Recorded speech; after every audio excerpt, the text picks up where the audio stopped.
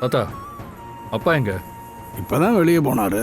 ஏண்டா அவரை எதுக்கு தேடுற? மா, அவர் தானேம்மா அவ்வளோ பேசினாரு. அவர்கிட்ட இந்த பேப்பரை கொடுப்போம். டேய், என்னடா அவருக்கெல்லாம் ப்ரூஃப் பண்ணணும்னு அவசியம் இருக்கா?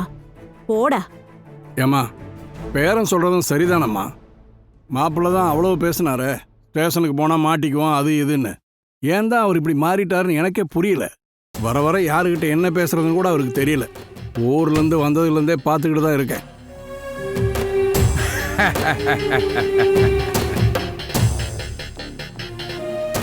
வீட்டில் ஒரு 5 நிமிஷம் நான் இல்லை, உடனே என்னை பற்றி பேச ஆரம்பிச்சிட்டீங்க. என்ன பழக்கமோ? அப்படியெல்லாம் உங்களை பற்றி யாரும் பேசலை மாப்பிள்ள. இந்தாங்க, ஸ்டேஷனில் கம்ப்ளைண்ட் கொடுக்கறத பற்றியெல்லாம் பொன்னி கொஞ்சம் கூட பயப்படல.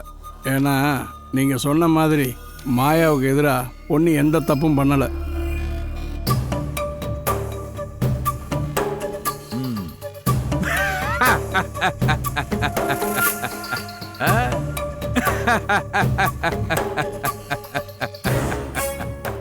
இதை பத்தி என்னதான் நினைச்சிட்டு இருக்கீங்க? வெளி உலகமே தெரியாதவன்னா இந்த போலீஸ் ஸ்டேஷன்ல ஃபைல் ஆவறதுல 190 கேஸ் குத்தம் பண்ணவனே முந்திட்டு போய் கொடுத்ததாதான் இருக்கும். அதுதான் சேஃப் நினைக்கிறாங்க. தப்பு. அது சேஃப் இல்ல. தோண்டி துருவி விசாரிக்க ஆரம்பிச்சாங்கன்னா குத்தம் பண்ணவன் தான் கம்ப்ளைண்ட் கொடுத்தான்னு ப்ரூவ் ஆயிடும். அப்பா, நீங்க பேசுறது ரொம்ப ரொம்ப தப்பா இருக்கு. டேய், நான் ஜெனரலா சொன்னா நீ ஏன்டா பர்சனலா எடுத்துக்கிற? சரிங்க, நீங்க மாயா விஷயத்துல என்ன வேணாலும் பேசிக்கோங்க. அத பத்தி எனக்கு பிரச்சனை இல்ல. ஆனா மாயா கெட்டிக்காரி. கண்டிப்பா எந்த பிரச்சனையா இருந்தாலும் மாட்டிக்கிட்டதுல இருந்து அவ வெளியில வருவா. அப்படி அவ வெளியில வந்ததுக்கு அப்புறம் என்ன பத்தி நீங்க புரிஞ்சுக்கிட்டா போதும். மாயா திரும்பி வர்றதா? No chance. பொன்னி சொல்றது சரிதான். ஓகே, நான் அக்செப்ட் பண்ணிக்கிறேன். மாயாவுக்கு வெளி எதிரிங்கன்னு யாருமே இல்லை. இந்த கதையில பொன்னி தப்பு பண்ணலன்னு நான் ஏத்துக்கிட்டா கூட மாயா காணா போனதுக்கு காரணம் மாமாவா கூட இருக்கலாம்ல.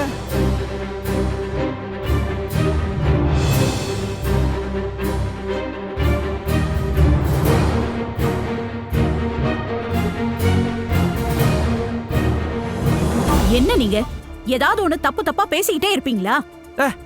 நான் ஏதோ ஓப்பனா பேசுறேன், அது உங்க மனசை கஷ்டப்படுத்துறேன். நான் என்ன பண்ண முடியும்? பாவம் இல்லையா மாயா? அவளுக்கு நியாயம் கிடைக்க வேணாமா?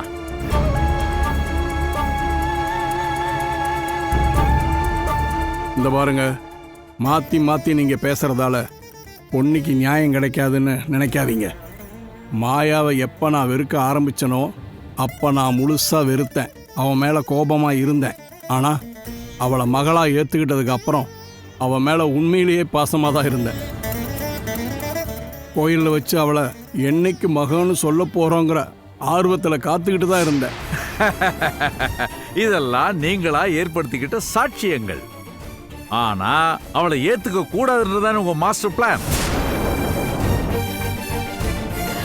ப்ளீஸ், தயவு செஞ்சு வாய்க்கு வந்த மாதிரி இஷ்டத்துக்குலாம் பேசிட்டு இருக்காதீங்க. No no no no no. என் பேச்சுல எப்பயுமே ஒரு உண்மை ஒளிஞ்சிட்டு இருக்கும். எதுங்க உண்மை? முதல்ல நான் காரணம்னு சொல்லி வெறுப்பேத்திட்டு இருந்தீங்க, இப்ப அப்பாவை காரணம்ங்கறீங்க. எனக்கு புரியல, இதுல எது உண்மைங்கறீங்க? மா, விடுங்கம்மா. அவர் பேசுறதுக்கெல்லாம் ரெஸ்பாண்ட் பண்ணிக்கிட்டே இருக்க வேண்டாமா? கரெக்ட். பேச வேணாம். உன் தாத்தா கிட்ட ஏன் இதை பண்ணாருன்னு மட்டும் கேளு. கேட்டு நீயே வச்சுக்க. என்கிட்ட கூட சொல்ல வேணாம். நீங்களே உங்களுக்குள்ளேயே வச்சுக்கிட்டு என்ன வேணா பண்ணி தொலைங்க.